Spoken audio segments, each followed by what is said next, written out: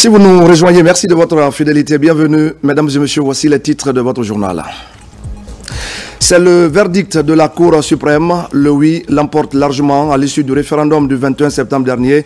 La plus haute juridiction du pays a délibéré hier conformément à la loi électorale. On va en parler dès le début de ce journal.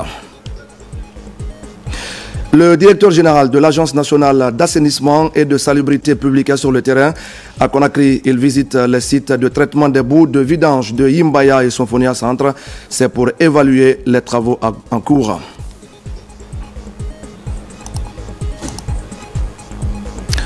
L'actualité encore avec cette question. Comment relancer le secteur hôtelier en Guinée? Les acteurs étaient mobilisés autour du ministre du Tourisme et de l'Hôtellerie. La redynamisation de la filière pour plus d'attractivité était au cœur des échanges. Voilà pour le sommaire. Bonsoir à tous. La Cour suprême a donc rendu son verdict en ce qui concerne le référendum du 21 septembre dernier. La plus haute juridiction du pays a délibéré sur les résultats conformément à la loi électorale. Deux partis politiques avaient déposé le recours. Au final, la Cour suprême a validé les résultats du scrutin référendaire tels que présentés par le ministère de l'Administration du Territoire et de la Décentralisation. Amadou Touré. Conformément à la loi référendaire, 3 jours après réception des résultats globaux provisoires, la Cour suprême statue à la faveur de cette audience sur les contestations de ces résultats à travers des requêtes présentées par le bloc libéral BL et le bloc pour l'alternance en Guinée BAG. Ces deux partis politiques reprochent à l'institution d'organisation du scrutin référendaire un certain nombre de griefs qui se résument en 6 points. Les requérants affirment que leurs délégués et superviseurs ont été ignorés et empêchés de superviser les opérations de vote, de dépouillement et de la centralisation. Les requérants déclarent qu'ils n'ont bénéficié que de 3 minutes de temps, une fois chaque 2 jours, alors que le camp du oui disposait de près de 15 mouvements et des partis politiques qui passaient chaque jour pour demander aux électeurs de voter oui. Les requérants indiquent qu'il a été créé un organe appelé Observatoire national autonome de supervision du référendum constitutionnel, ONASUR, ayant une compétence nationale et doté d'une autonomie financière qui exerce pleinement sa mission par ses membres. Les membres de cet organe ont été nommés 72 heures avant le scrutin, ce qui fait que celui-ci n'a pas pu mettre en place des structures de supervision dans les 3 préfectures de la Guinée et dans les 13 communes de Conakry, ainsi que dans les ambassades des consulats de la République de Guinée à l'étranger.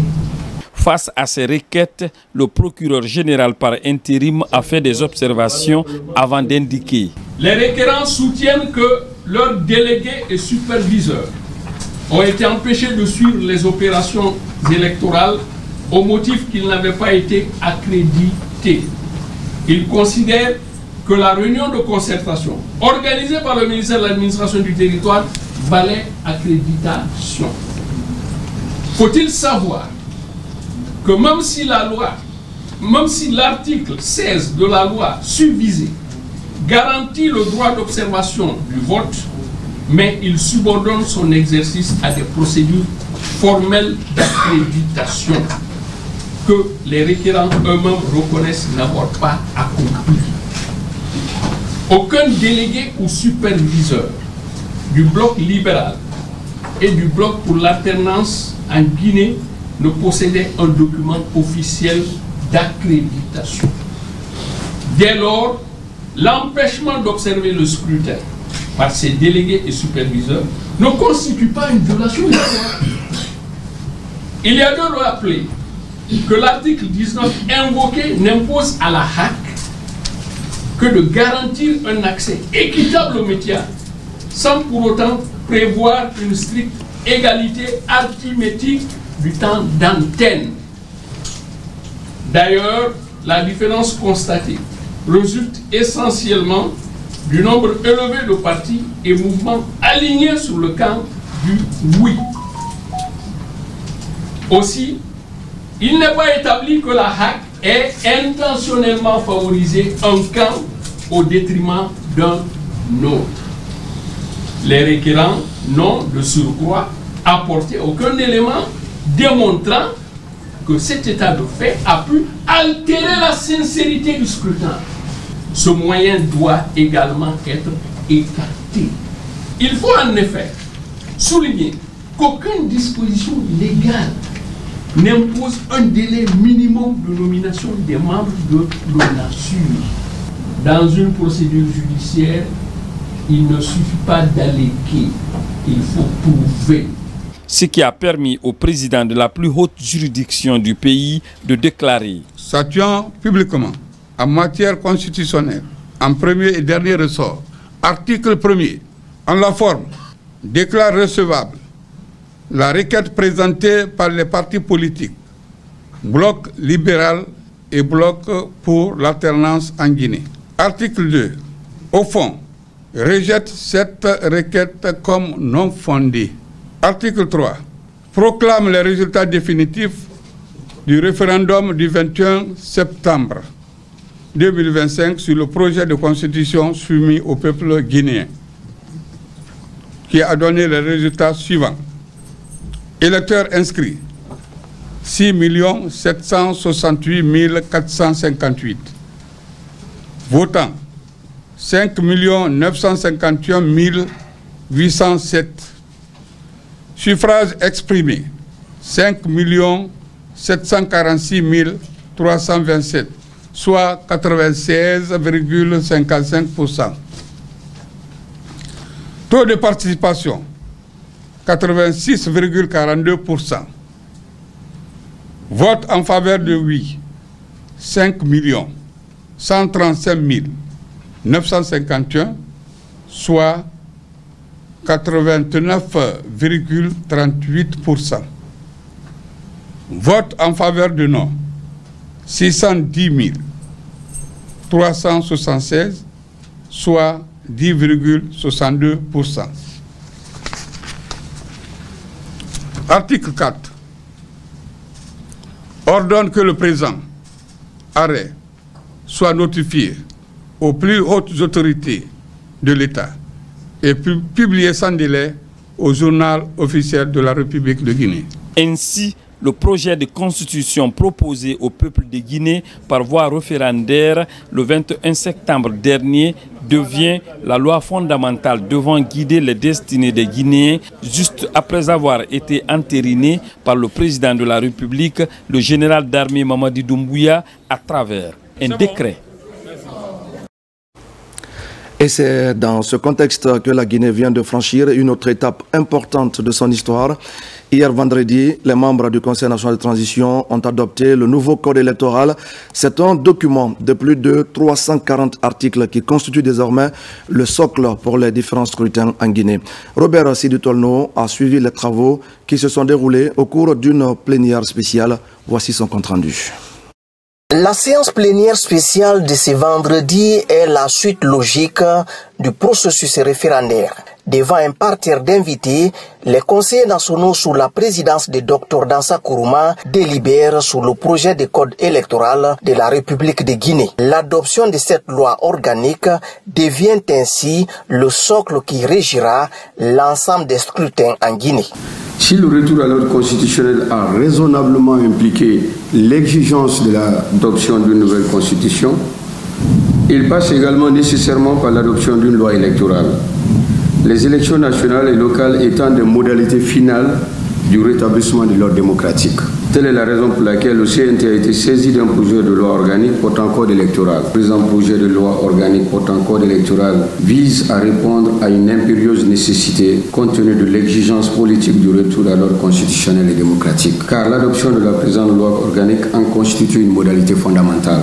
La structure générale du texte couvre l'ensemble des enjeux des divers processus électoraux concernant les élections nationales, locales et référendaires. À travers cette première loi organique adoptée juste après le référendum constitutionnel, désormais le peuple exprimera sa souveraineté dans toute sa dimension. Parmi ces innovations, retenons l'introduction de la biométrie pour sécuriser l'identification des électeurs, la carte d'électeur biométrique unique et sécurisée valable 5 ans, l'encadrement rigoureux des campagnes et la neutralité renforcée des agents publics, la transparence du processus grâce à un accès équitable aux médias et à l'observation citoyenne. À travers ce code électoral, la Guinée affirme ses principes clairs. L'alternance, la transparence des scrutins, la représentativité de tous, femmes, jeunes et territoires. À la suite de cette adoption, le président du CNT a tout d'abord salué le sursaut patriotique qui a caractérisé le travail à tous les niveaux avant de décliner les nouvelles orientations de son institution. Je remercie le président de la République pour sa confiance. Il m'a laissé travailler dans la responsabilité, dans l'impartialité, dans la neutralité. Ce n'est pas fini. Les organes qui sont créés par ces textes doivent être mis en place. Les autres lois organiques pour compléter la disposition, les dispositions de la Constitution doivent être élaborées et adoptées selon le même rythme que le code électoral. En adoptant ces textes, le CNT assume une responsabilité historique, celle de garantir la stabilité politique, et ce, en renforçant la légitimité des institutions, mais aussi en consolidant la démocratie guinéenne. Et pendant ce temps, la justice transitionnelle et la réconciliation nationale étaient au cœur des échanges à Conakry. Une session nationale de grande importance s'est tenue sous la présidence du Premier ministre chef du gouvernement. Les acteurs nationaux et partenaires au développement étaient mobilisés autour du renforcement de la paix, de l'inclusion et pour consolider la base d'une Guinée plus juste et plus apaisée. Ousmane Bangoura. À Conakry, gouvernement et partenaires se retrouvent pour réfléchir au mécanisme d'une réconciliation nationale durable. Cette session nationale, présidée par le Premier ministre, intervient quelques jours seulement après l'adoption de la nouvelle constitution. Prenant la parole à cette occasion, Mme Christelle Younes a rappelé l'engagement constant des Nations Unies à accompagner le pays dans ses réformes. En Guinée, le Haut Commissariat aux droits de l'homme, le PNUD, l'UNFPA et l'ensemble du système des Nations Unies, que j'ai l'honneur de coordonner, continueront à travailler main dans la main, unis dans l'action, avec les autorités nationales, la société civile et les communautés. Nous nous engageons à poursuivre nos efforts conjoints pour appuyer les réformes institutionnelles nécessaires à la consolidation de l'état de droit, pour renforcer les capacités nationales, pour accompagner les victimes et les communautés dans leur quête de vérité et de réparation, et pour favoriser la participation des femmes et des jeunes, véritables piliers de la cohésion sociale. De son côté, le chef du gouvernement a mis en avant les acquis des assises nationales, les 45 recommandations adaptées, mais aussi les avancées en matière de justice, notamment l'organisation du procès des événements du 28 septembre 2009. Tous les acteurs sont concernés, des religieux, des forces de défense et de sécurité, des médias, des politiques, des jeunes, des femmes, en d'autres termes, tous les secteurs de la société sont concernés par rapport à cette nouvelle aventure dans laquelle la Guinée est en train de s'engager. C'est important pour nous Guinéens, comme c'est très important aussi que l'expérience guinéenne se consolide pour donner un modèle, si je peux me le permettre, au modèle aux autres sociétés africaines qui sont en butte avec des crises que nous avions connues par le passé. Le schéma constitutionnel qui est établi est extrêmement contraignant.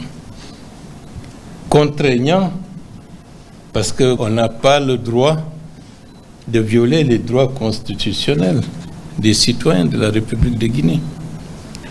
Et pour ne pas être en défaut par rapport aux droits constitutionnels, il faut qu'on ait une bonne gouvernance du patrimoine public.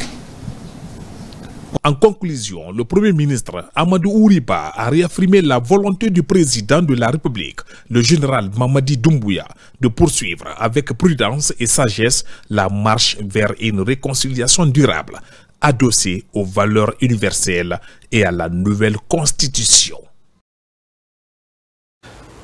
On en vient maintenant aux échos de la 80e session de l'Assemblée générale des Nations Unies à New York. La République de Guinée a vécu ce jeudi une journée diplomatique intense. L'Union africaine a reconnu le rôle historique de notre pays La participation guinéenne à la rencontre sur la mémoire et la réparation a mis en lumière son engagement pour la justice et pour la dignité des peuples africains. Fatoumata Kourouma, Fatoumata Samora et Abakar Koïta pour des explications. New York, 25 septembre 2025, la République de Guinée marque brillamment sa présence à la 80e session de l'Assemblée générale des Nations unies à travers une série de rencontres et d'échanges de haut niveau. Une journée dense, porteuse de reconnaissance et de perspectives nouvelles pour le pays. Dans la matinée, l'émissaire du président de la République, son Excellence le général Mamadi Doumbouya, a été reçu par le président de la Commission de l'Union africaine, M. Mahamoud Ali Youssef. Au cours de cet entretien convivial, l'Union africaine a réaffirmé l'importance historique de la Guinée, pays fondateur de l'organisation et artisan des institutions panafricaines, notamment la panafricaine des femmes et la panafricaine des jeunes. L'organisation continentale a salué les efforts entrepris par la Guinée sous le leadership du chef de l'État pour reconquérir sa place au sein de l'Union. Elle a également félicité la nation pour la bonne organisation du référendum du 21 septembre qui s'est déroulé dans la paix et la concorde nationale sans contestation. Cette journée marathon s'est poursuivie avec la participation du ministre secrétaire général de la présidence de la République à une rencontre de haute portée symbolique consacrée à la commémoration africaine, à la justice et aux réparations. Cette réunion a été convoquée à l'initiative du président sénégalais qui avait adressé une invitation officielle au président de la République, son Excellence le général Mamadi Doumbouya, marquant ainsi l'estime et la considération accordée à la Guinée dans ce combat mémoriel et identitaire.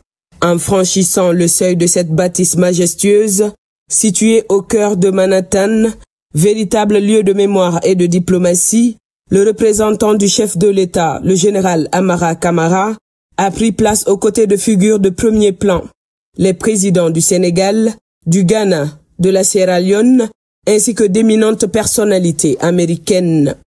Dans ce cadre prestigieux, le ministre secrétaire général de la présidence a porté haut la vision du général Mamadi Doumbouya. Restaurer la mémoire collective, conserver le patrimoine culturel africain et défendre avec fermeté la dignité des peuples du continent. Ainsi, avant de prendre la parole à la tribune des Nations unies, l'émissaire du président de la République s'exprimera au nom du continent dans le cadre de la présidence guinéenne du groupe africain. Une responsabilité qui illustre la confiance accordée à la Guinée sur la scène diplomatique internationale. Retour à Conakry qui vient d'accueillir la fête nationale du Royaume d'Arabie Saoudite, une cérémonie solennelle organisée par l'ambassadeur en présence de nombreuses personnalités. Ce moment symbolique a permis de remettre sous les projecteurs l'histoire et les traditions du Royaume ainsi que de renforcer les liens d'amitié et de coopération entre Conakry et Riyad. Marwan Kamara, Ismaël Nabé. Ce 23 septembre 2025, du beau monde mobilisé autour d'un cocktail pour célébrer une occasion d'une grande importance, la fête de l'indépendance de l'Arabie Saoudite. Une date mémorable qui marque l'unification de l'Arabie Saoudite il y a plus de 95 ans sous le règne du roi Abdelaziz Al Saoud en 1932. Chaque année, nous célébrons cette journée pour ce que l'Arabie Saoudite a pu réaliser depuis cette journée historique jusqu'à aujourd'hui. Les relations entre le Royaume d'Arabie Saoudite et la République de Guinée aujourd'hui sont au beau fixe grâce au leadership de son Altesse le roi Salman Ben Abdelaziz Al Saoud et du prince héritier Mohamed Ben Salman Al Saoud et également de son Excellence le général d'armée Mamadi Doumbouya. À cette occasion historique, plusieurs membres du gouvernement et du CNRD ont répondu présents aux côtés de la communauté saoudienne vivant en Guinée.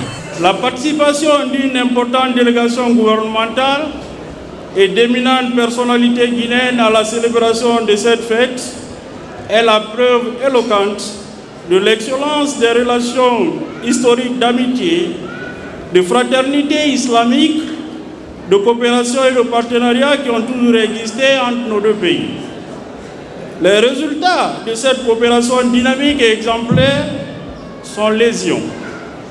Dans plusieurs domaines de développement socio-économique de la République de Guinée. Cette rencontre est marquée par la coupure du gâteau d'anniversaire par l'ambassadeur de l'Arabie Saoudite et les autorités guinéennes. La musique et la danse traditionnelle de l'Arabie Saoudite sont aussi à l'honneur, offrant au public une atmosphère festive et chaleureuse. Et nous allons parler maintenant de la lutte contre l'insalubrité, un combat qui s'intensifie avec la remise d'un important lot de matériel d'assainissement au gouvernorat de la ville de Conakry. Des camions bennes et des tractopelles viennent ainsi renforcer les moyens logistiques de la capitale. Il s'agit surtout de la concrétisation de l'engagement du chef de l'État, général Mamadi Doumbouya, auprès des collectivités locales. La cérémonie de remise a été présidée par le ministre directeur de cabinet de la présidence, Omar Bari. La bataille contre l'insalubrité franchit un cap décisif en Guinée. Ce vendredi 26 septembre 2025, le gouvernorat de la ville de Conakry a officiellement reçu un important lot d'équipements d'assainissement, concrétisant ainsi un engagement fort du président de la République, son Excellence le général Mamadi Doumbouya, en réponse aux appels des collectivités locales. Composé de 10 camions bennes et de 10 tractopelles, ce premier lot vient renforcer la flotte existante pour mieux couvrir la capitale et ses communes.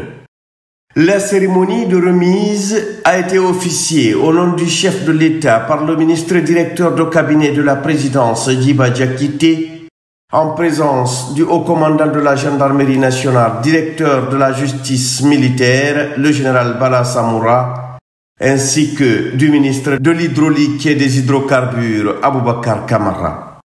Ce geste s'inscrit dans le cadre du pilier 5 du programme Simandou 2040, consacré à la santé et au bien-être de la population. Il marque une nouvelle étape dans la politique de modernisation des services publics, axée sur un développement durable et une gouvernance responsable. Le ministre Djiba Diakité a souligné l'urgence d'engager sans délai les opérations d'assainissement, surtout à l'approche du 2 octobre, date symbolique de la célébration de l'indépendance nationale.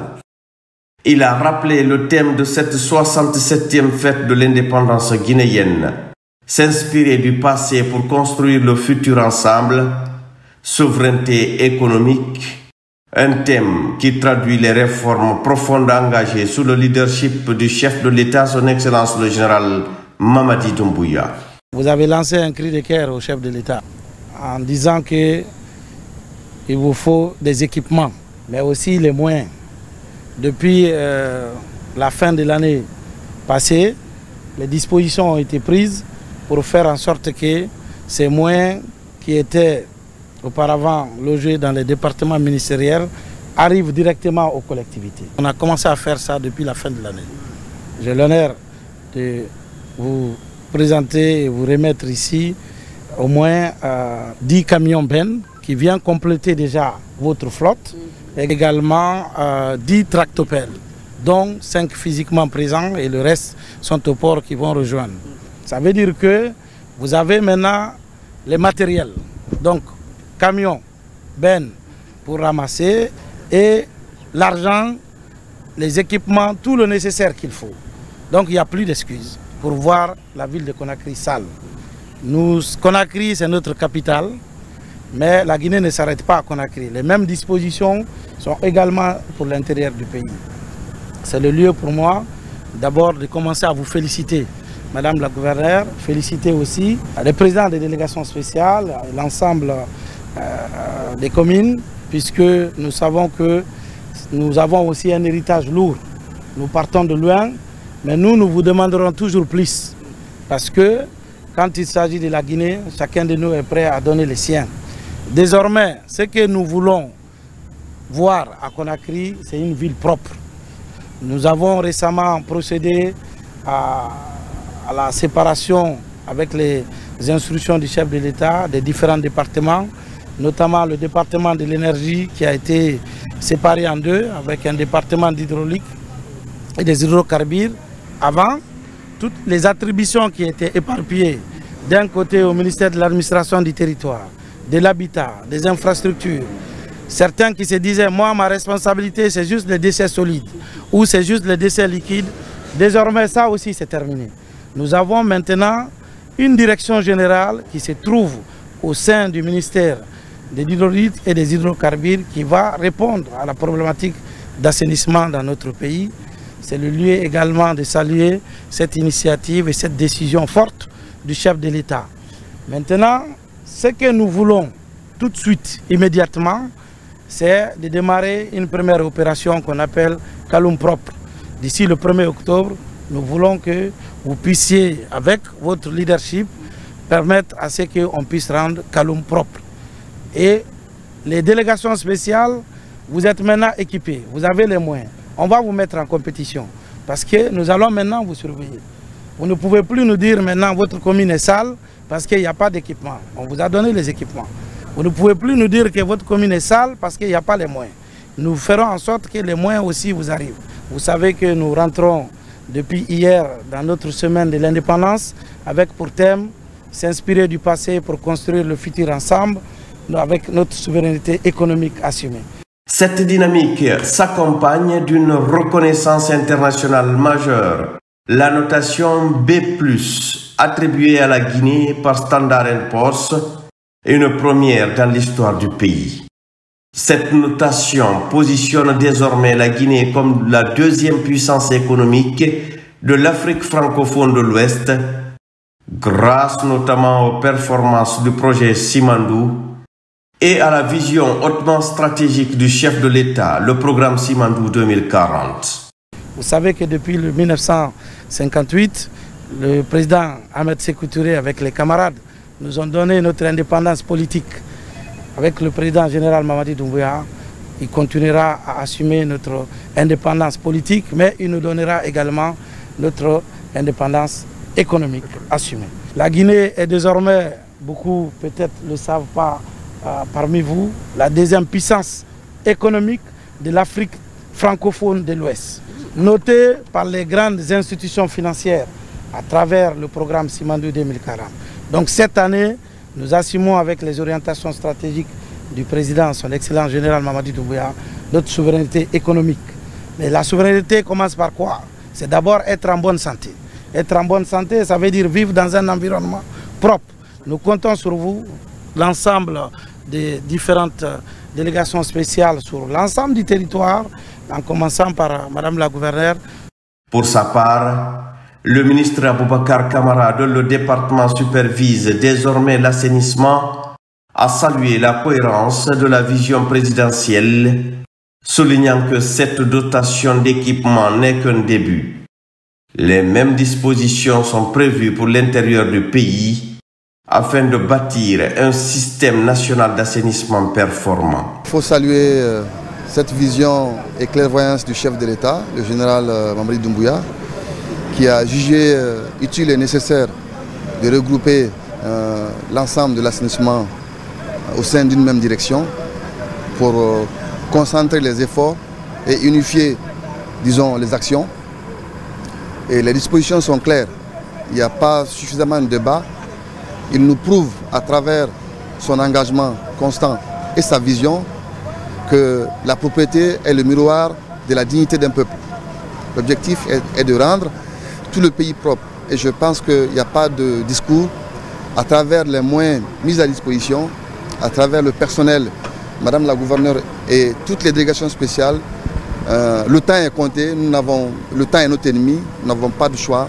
Il faut se mettre au travail très rapidement pour que tous ces moyens mis à disposition aujourd'hui, nous matérialisons cela à travers nos actions sur le terrain.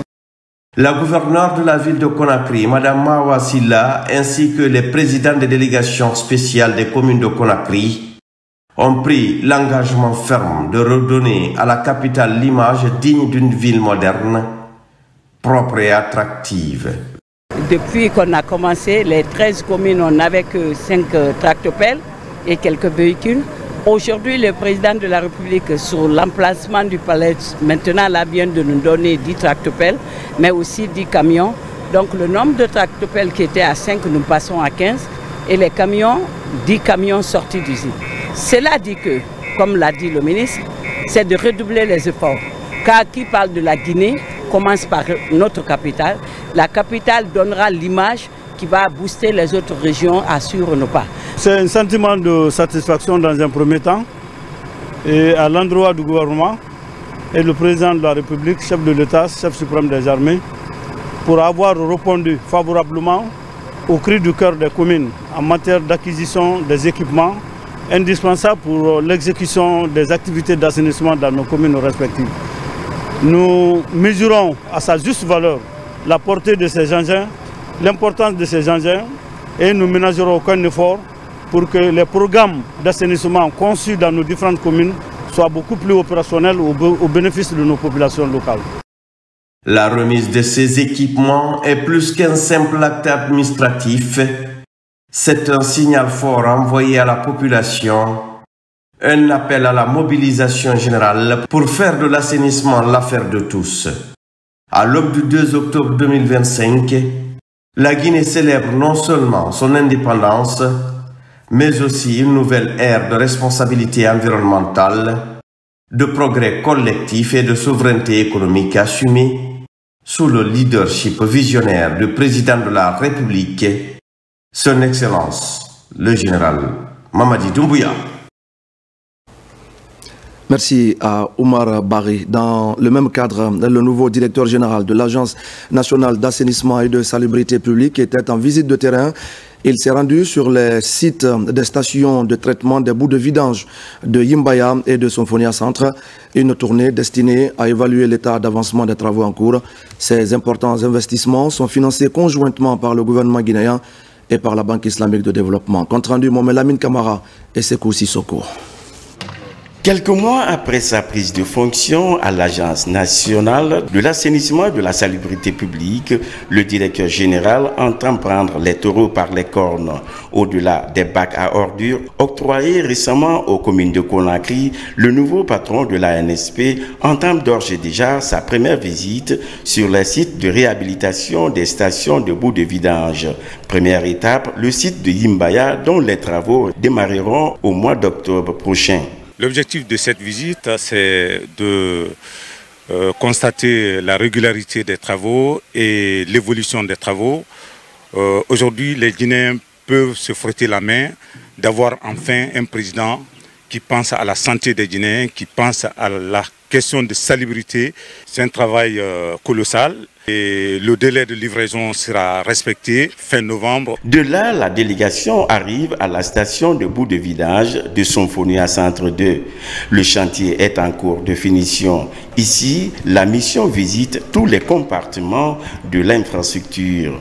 L'idée, c'est de non seulement réhabiliter, mais d'augmenter la capacité de traitement pour aller jusqu'à 250 mètres cubes par jour à traiter. Pratiquement, on est vers la fin de ces travaux. Tous les travaux de génie civil ont été achevés.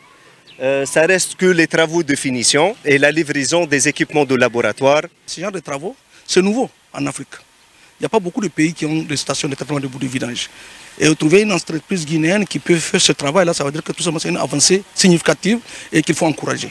Ces importants investissements sont conjointement financés par le gouvernement et la Banque islamique de développement. Ces stations de boues de vidange, une fois achevées, fourniront à la ville de Conakry une capacité totale de dépotage de 500 mètres cubes par jour, ce qui permettra de canaliser le dépotage des camions vidangères dans les sites appropriés respectueux de l'environnement. Le cercle de réflexion Intelligentsia est également en ordre de bataille contre les immondices. Ce matin, les membres de la structure étaient dans l'enceinte des écoles primaires de Kipe 1 pour rendre l'établissement public propre. L'action citoyenne s'inscrit dans le cadre de la rentrée prochaine des classes et de la célébration de la fête de l'indépendance. Alpha Isiagaba. Opération coup de balai dans les écoles publiques de Kipe 1, commune de Ratoma. À l'origine de l'action citoyenne, le cercle de réflexion Intelligentsia 3.0. La structure unit ses efforts pour rendre attrayants ses établissements scolaires à quelques jours seulement de la rentrée des classes. Et s'il faut attendre que les élèves entrent, une semaine encore, les élèves continuent à assainir l'école, je pense que c'est quelque chose qui n'est pas bon. Donc le soubassement, il faut poser le jalon, montrer aux jeunes du quartier, même si nous ne sommes pas là l'année prochaine, ils peuvent faire comme nous, ils peuvent venir assainir parce que ce sont leurs frères, leurs sœurs, leurs enfants qui viennent étudier ici. C'est un groupe de jeunes dynamiques engagés qui se sont assignés comme mission de promouvoir la compétence et le mérite. Comme les valeurs du cercle l'exigent, nous avons choisi l'assainissement pour combiner la réflexion et l'action. L'assainissement de ces lieux publics est une des actions planifiées par le cercle de réflexion. L'initiative citoyenne bénéficie du soutien des autorités communales. L'assainissement dans la commune de Ratoma est déjà fondé sur une politique territoriale. Il vient à un moment où le besoin s'exprime, le besoin d'assainir toutes les écoles pour faciliter la rentrée scolaire par les enfants. Prochain champ d'action du cercle de réflexion Intelligentsia 3.0, accompagner les pouvoirs publics dans la célébration de la fête de l'indépendance. Des rencontres portant sur la notion du civisme sont par exemple annoncées par le cercle de réflexion. Dans le reste de l'actualité maintenant, le chef d'état-major de l'armée de terre est actuellement en mission en région forestière. Cette mission qui intervient après l'interpellation de plus de 650 bœufs en divagation dans la préfecture de Lola. En réponse et sur instruction directe du chef de l'État, plus de 4,5 milliards de francs guinéens ont été versés en guise de compensation aux éleveurs concernés. Mohamed Salih Oupaya.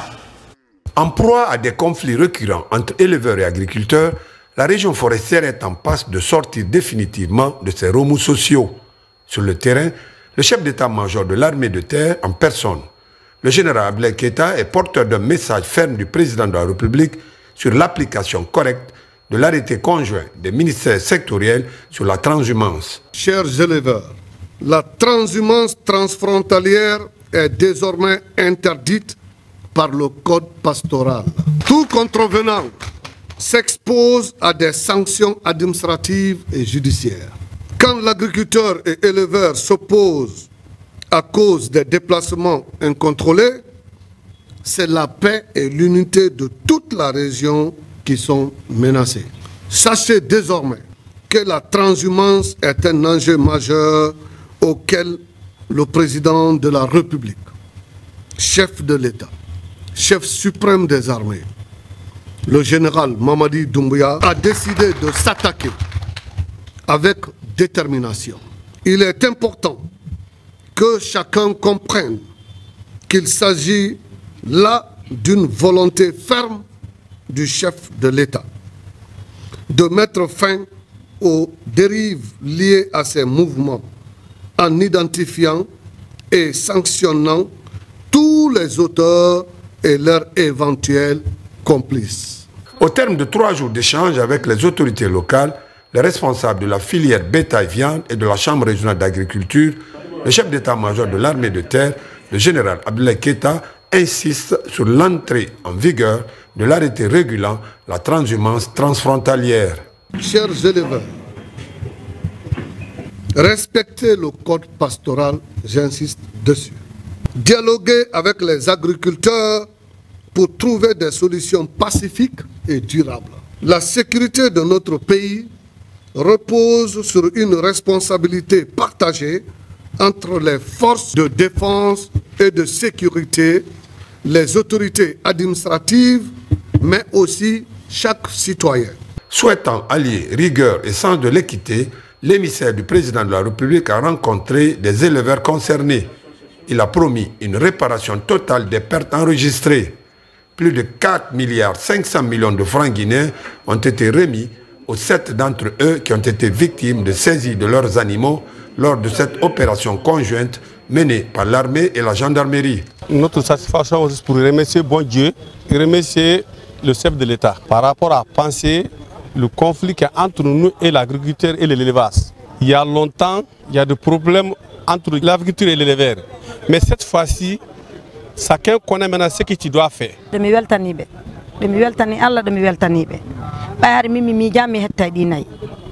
mi jaade mi yano lola mi wulli ha mi jibude hoore ha kono min daari mi tawi mi muñño wobbe ni mi muñño mi hettay kono tawi henanala bayno men ari do joni be nodditi men be ni men hettay wallahi de mi weltani be e mi weltani Mamadou Doumbouya weltani min ko 39 yettano. Entre fermeté et accompagnement, l'État entend faire respecter la loi tout en protégeant les intérêts de ses citoyens.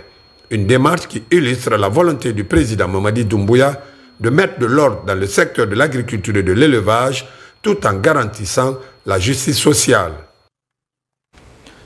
Nous allons encore rester en région forestière où une patrouille des forces de défense et de sécurité vient d'interpeller des individus dans le cadre des opérations de sécurisation des personnes et de leurs biens. Des armes et une importante quantité de chanvre indien ont été saisies. À ce propos, suivez ce communiqué de l'état-major de l'armée de terre, communiqué lu par le commandant de la gendarmerie régionale de Zérékoré. Le chef d'état-major de l'armée de terre porte à la connaissance de l'opinion publique nationale qu'une opération de sécurisation contre les personnes mal intentionnées qui abattent les bœufs après l'opération mixte de déguerpissement effectuée par les forces de défense et de sécurité. Il a instruit la gendarmerie régionale de Zérékoré à faire imposer la quiétude conformément à la loi. Cette opération a permis, en ce jour, vendredi 26 septembre 2025, l'interpellation de 23 individus dans les villages de Léné, Manankono et Kinyata, dans la sous-préfecture de Fumbadou, préfecture de Lola. Au cours de cette opération, les forces engagées ont saisi 4 armes à feu, 9 machettes, 26 cartouches calibre 12, 12 sacs de sabre indien, un panier de viande boucanée, une hanse. Ces personnes ont été mises à la disposition de la brigade de recherche Zérékoré pour les besoins d'enquête. Les investigations se poursuivent afin d'établir les circonstances exactes de cette détention, d'identifier les éventuelles connexions et de prévenir toute menace à la sécurité publique. Le chef d'état-major de l'armée de terre, général Abdoulaye Keita, au nom du chef d'état-major général des armées, félicite les forces de défense et de sécurité régionales de Zérékoré pour leur professionnalisme et engagement constant dans la préservation de la paix et de la sécurité sur l'ensemble du territoire national. Il invite les éleveurs ainsi que les agriculteurs au respect du code pastoral et à la retenue. Il réaffirme la détermination de l'armée de terre à accompagner les forces de sécurité dans la lutte contre la criminalité, la détention illégale d'armes et toute forme de déstabilisation. Le chef d'état-major invite les populations à renforcer leur collaboration avec les forces de défense et de sécurité dans un esprit de vigilance et de responsabilité citoyenne. Un mot de santé maintenant, avec tout d'abord la rage qui reste une menace pour la santé publique, en particulier dans ces zones où la cohabitation entre l'homme et l'animal est particulièrement très forte. À l'occasion de la journée mondiale de lutte contre la rage célébrée ce 28 septembre, le ministre de l'élevage appelle à une action collective pour combattre la propagation de la maladie. Une journée de sensibilisation annoncée sous le thème « Agissons maintenant tous ensemble ». C'est un commentaire de Noumousso Diakité. La rage est une maladie virale qui attaque le système nerveux central des mammifères, entre autres les chiens, les chats et les humains. Elle est transmissible par morsure et peut être mortelle selon les spécialistes. En Guinée, au premier semestre 2025, 16 cas de rage ont été confirmés avec 1498 morsures recensées et 6 décès. Ces chiffres témoignent de l'urgence d'une mobilisation nationale et communautaire pour protéger nos populations, en particulier dans les zones rurales et périurbaines, où la densité canine reste élevée malgré les efforts constants des services vétérinaires. En plus des campagnes d'information et de sensibilisation, des campagnes gratuites de vaccination des chiens et des chats seront organisées dans les chefs-lieux des 8 régions administratives ainsi que dans les préfectures les plus touchées. La journée mondiale de la rage sera officiellement lancée le 28 septembre 2025 dans la ville de Zérékoré avec pour mot d'ordre « Agissons maintenant, vous, moi, la communauté ». Je saisis cette opportunité pour adresser mes sincères remerciements à nos partenaires techniques et financiers, notamment la Banque mondiale, la FAO et l'OMS pour leur appui constant. Au nom du président de la République, chef de l'État, son Excellence le général Mamadi Doumbouya et le Premier ministre chef du gouvernement Amadou Ouriba, je réaffirme la détermination de la Guinée à contribuer pleinement à la mise en œuvre du plan stratégique mondial visant l'élimination de la rage à l'horizon 2030. La célébration de cette journée mondiale est dédiée aux activités de vaccination, d'information et de sensibilisation visant à préserver la santé des humains et des animaux contre la rage en Guinée. Et puis c'est ce 25 septembre que le monde entier a célébré la journée mondiale des pharmaciens. À Sigiri, la célébration a permis d'échanger sur le rôle essentiel du pharmacien dans le système de santé et la nécessité de redynamiser la profession au bénéfice des patients. Diamo Kaba revient sur les temps forts de cette journée marquée par la convivialité et par le partage. À Sigiri, la promotion de la santé publique est au cœur de la célébration de la journée des pharmaciens. Cette année encore, la corporation démontre son engagement envers la population. À l'hôpital préfectoral de la ville aurifère, une consultation médicale est organisée pour livrer gratuitement des soins de santé de qualité. L'accessibilité aux structures sanitaires, voilà le souhait partagé pour le bien-être des démunis. Quand on prend le médicament, les qualités essentielles d'un médicament, d'abord, il y a l'efficacité, mais pas seulement que l'efficacité. Il faut penser aussi à la tolérance ou l'iniquité du médicament, et également le coût. Donc, ce n'est pas une denrée n'importe laquelle. Donc, vraiment, le médicament, c'est dans la main experte. Et cette main experte, vraiment, c'est la main du pharmacien. Les actions qui sont menées par l'association des pharmaciens de Sigiri est à saluer. Parce que c'est des actes qu'on met pour être compatissants auprès de la communauté de Sigiri, dans laquelle ils sont en train d'officier. La lutte contre le trafic de faux médicaments et la fermeture des pharmacies non agréées, des réformes courageuses du gouvernement appréciées, ici à plus d'un titre, un véritable assainissement du secteur qui rétablit la confiance entre consommateurs et autorités sanitaires. La pharmacie n'est pas seulement une chaîne, elle est aussi un service du patient et de la société, un sacerdoce. L'exercice du métier pharmacien est subordonné à des conditions définies par la loi et encadré étroitement par des institutions, parmi lesquelles le Conseil national de l'ordre des pharmaciens. Avec l'association des pharmaciens de Sigiri, l'objectif reste le même, fournir de bons produits pharmaceutiques aux patients pour le respect de l'éthique et de la déontologie du métier. Une synergie d'actions déjà sur de bonnes roulettes pour renforcer des actions de prévention et mettre fin au trafic illicite des médicaments pour sauver des vies. Avant de poursuivre cette édition d'information, mesdames et messieurs, voici le contenu de ces deux importants décrets. Décret D 2025 0177 PRG SGG portant promulgation de la loi organique L 2025 026 CNT portant code électoral. Le président de la République, vu la Constitution du 26 septembre 2025 décrète. Article 1er.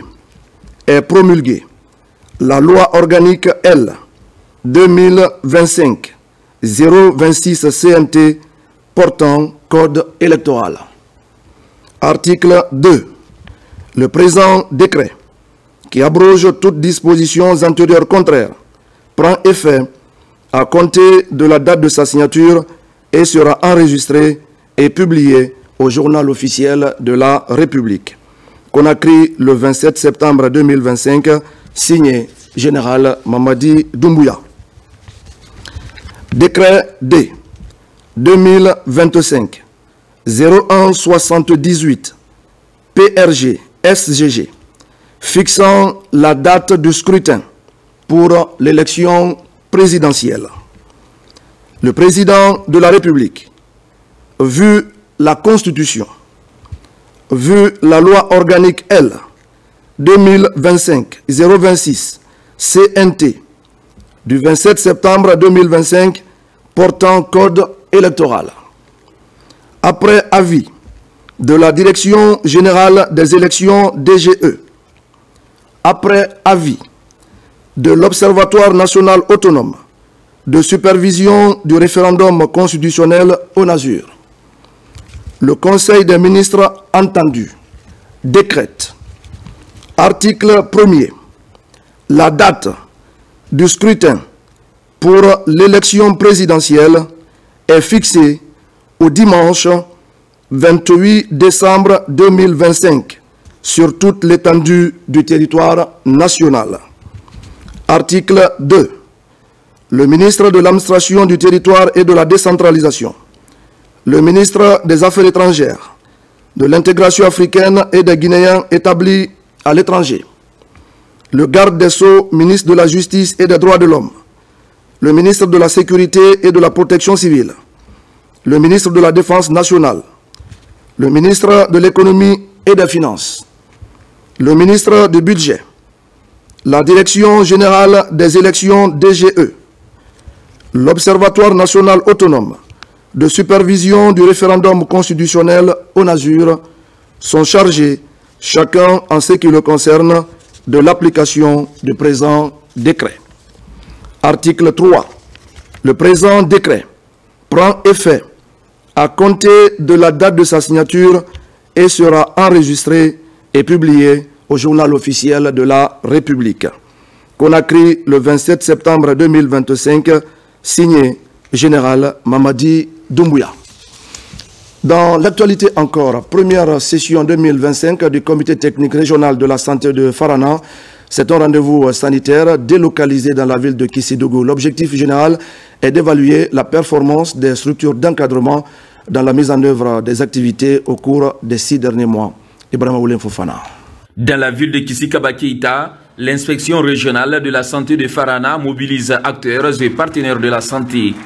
Il s'agit du comité technique régional de la santé, l'une des plus grandes instances de coordination instituée par le ministère de la Santé. L'objectif de cette première session au cours de l'année 2025 s'inscrit dans le cadre de l'évaluation de la performance des structures d'encadrement, que ce soit l'inspection régionale de la santé, les districts sanitaires, mais aussi les structures de soins à travers les hôpitaux et les centres de santé. Les instances de coordination telles que le comité technique régional de la santé CTRS sont donc des moments privilégiés pour évaluer notre chemin parcouru, mais surtout pour corriger notre trajectoire et amplifier nos impacts en parfait alignement avec les visions des plus hautes autorités.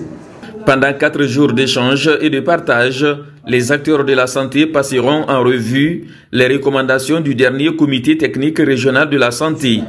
Ils présenteront également les résultats du monitorage amélioré par district sanitaire, hôpitaux et DPS du premier semestre de 2025 avec un appui financier des Gavi et de la Banque mondiale.